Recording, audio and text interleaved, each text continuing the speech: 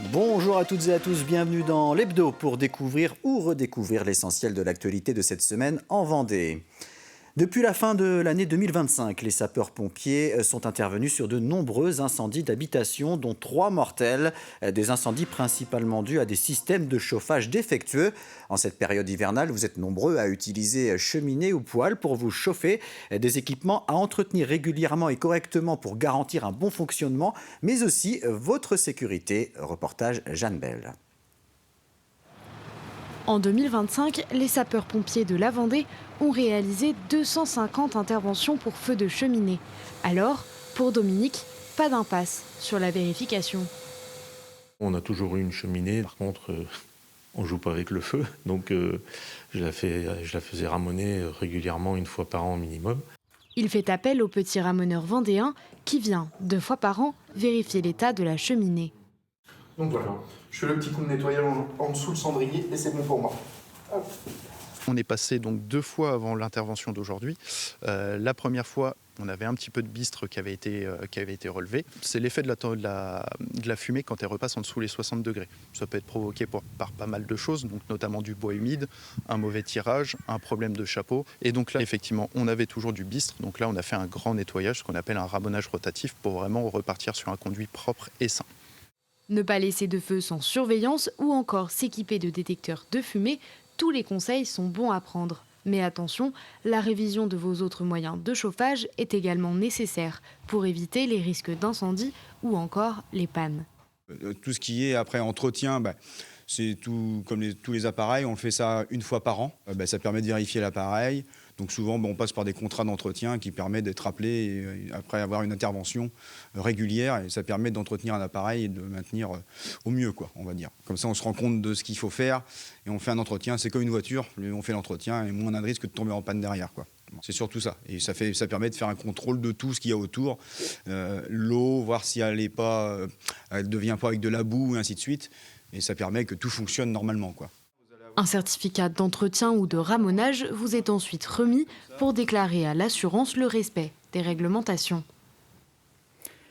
Elle est souvent présentée comme un parcours du combattant pour les lycéennes et les lycéens en classe de terminale. Je parle de la plateforme Parcoursup.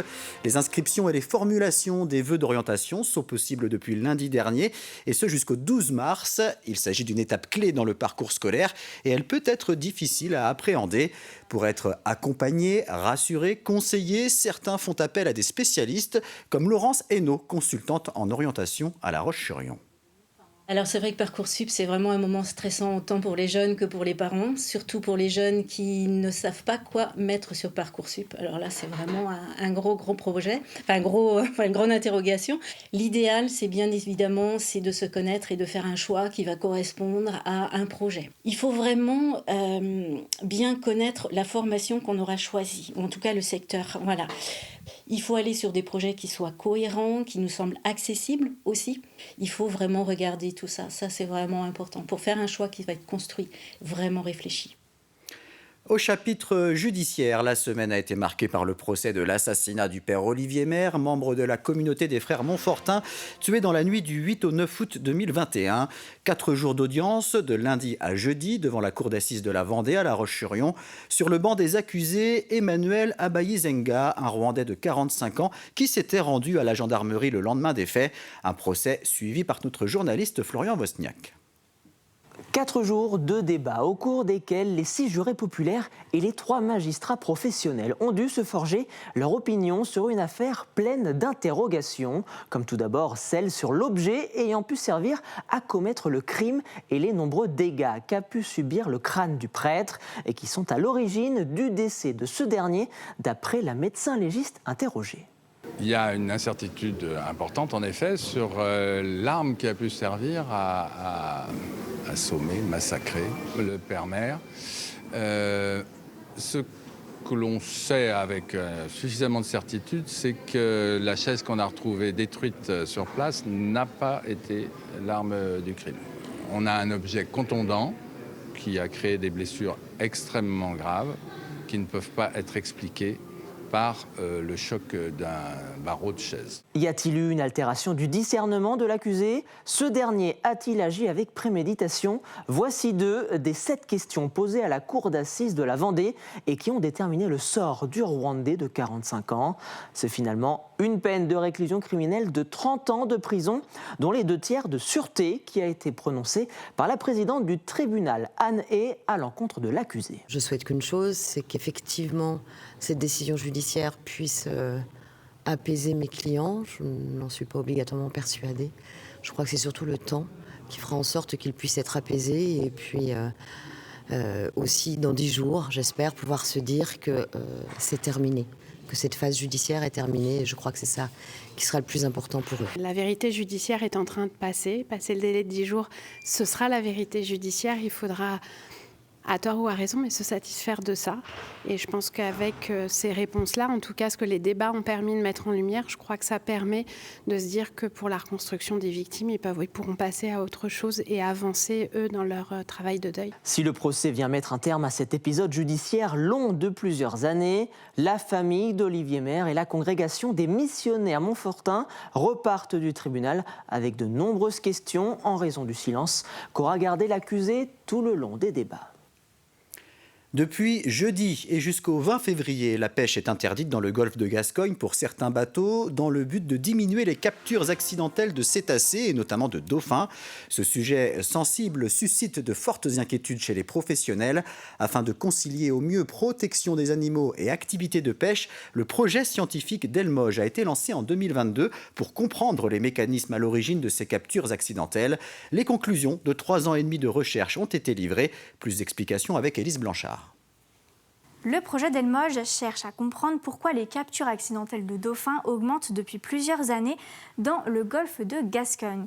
Piloté par La Rochelle Université, le CNRS et l'Ifremer, il associe chercheurs et acteurs de la pêche pour répondre à un double enjeu, protéger les dauphins tout en préservant l'activité économique. Pendant 3 ans, des campagnes inédites ont été menées en mer et dans les airs, comme des survols aériens, l'utilisation de drones acoustiques ou encore de nombreuses observations scientifiques.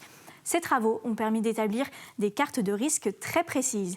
Et le constat est clair, le risque de capture n'est ni constant dans le temps, ni homogène dans l'espace. Les scientifiques constatent que les dauphins ne sont pas plus nombreux qu'il y a 15 ans, mais leur répartition a changé. Ils se rapprochent des côtes, attirés par d'importants bancs de sardines et d'anchois, proches du fond, là où se trouvent aussi les filets. En hiver notamment, à certains moments, dauphins, poissons et pêcheurs se retrouvent concentrés dans les mêmes zones. C'est le cas notamment au large de la Vendée et de la Charente-Maritime, et donc par conséquent, le risque de capture est plus élevé. Jusqu'à présent, la seule mesure mise en place depuis 2 hivers maintenant, c'est la fermeture du golfe de Gascogne pendant 1 mois sur la période la plus à risque de fin janvier à fin février. Ce qui a permis de réduire fortement les captures, passer d'environ 4500 dauphins par an à 1200 jusqu'à 1500 aujourd'hui. Une mesure efficace mais pas idéale. Au lieu d'une solution un peu globale, c'est de travailler à des échelles plus fines en fonction des métiers, peut-être aussi en fonction des régions, des secteurs, des périodes de l'année, afin de développer, on va dire, toute une série de solutions, mais qui vont être un peu plus adaptées au cas par cas, maintenant qu'on comprend un peu mieux les mécanismes, plutôt qu'une solution un peu globale, mais qui fonctionnerait peut-être pas pour tous. Le projet d'Elmoge ouvre désormais la voie à des solutions plus ciblées, adaptées aux métiers, aux zones et aux périodes à risque, pour trouver un équilibre durable entre protection des dauphins et avenir de la pêche. Industrie, agriculture, santé, tourisme, aide à la personne, logistique, ingénierie ou encore agroalimentaire, tous ces secteurs seront représentés lors de la 4e édition du Salon Emploi Saison Formation qui aura lieu à Fontenay-le-Comte le 6 février prochain. De 10h30 à 18h, 72 exposants dont 18 nouvelles entreprises seront regroupées à l'espace René Cassin-Lagare pour cet événement destiné à celles et ceux qui cherchent un emploi, une formation ou un job saisonnier. Des ateliers pratiques seront également proposés aux visiteurs. Ça s'adresse à tout le monde, à partir de 16 ans. Alors certains stands seront bien identifiés justement pour les mineurs de 16 à 18, en plus des autres. Tout. C'est intéressant notamment pour les activités saisonnières. Mais autrement, ça s'adresse à tout le monde, aussi bien en recherche de premier emploi qu'en réorientation. Aujourd'hui, on se rend compte que les salons d'emploi ne sont pas là que pour répondre à une saisonnalité, mais bien aussi faire valoir et promouvoir leur poste à pourvoir tout au long de l'année. 88 classes vendéennes participent cette année au concours des petits champions de la lecture. Destiné aux élèves de CM1 et de CM2, son principe est simple. Chaque candidat doit lire pendant 3 minutes un extrait d'un livre de son choix devant un jury composé de camarades et d'enseignants. Nous nous sommes rendus à l'école Jules Verne de Montaigu-Vendée où 9 élèves volontaires ont participé à la première étape avant de peut-être se qualifier pour les finales départementales, régionales, voire nationales. Reportage Anna Baron. Dans un couloir de l'école Jules Verne, Maël s'exerce. Une question se bousculer dans ma tête. Dans quelques minutes, lui et 8 autres candidats liront un texte à haute voix devant toute la classe.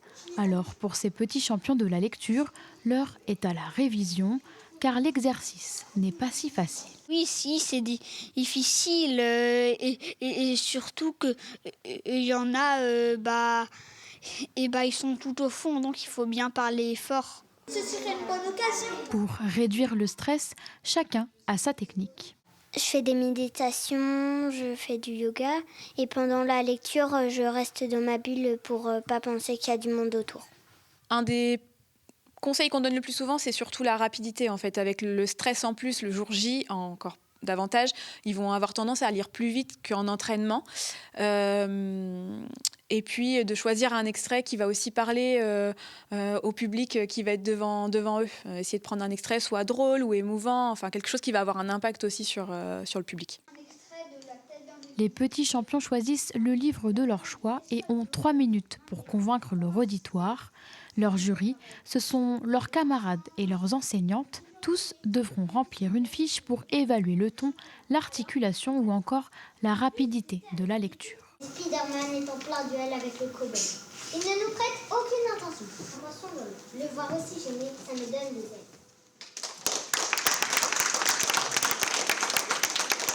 C'est fédérateur, les petits champions de la lecture, parce qu'il y a une vraie cohésion de groupe, ils s'entraînent. En fait, c'est pas une concurrence. Et ils sont là pour s'épauler, se féliciter. Donc voilà, ils ressortent. De toute façon, ils ont gagné de ça. Ils ont gagné ça. Le jury doit encore choisir les 2 petits champions qui participeront à la finale départementale dans les prochaines semaines.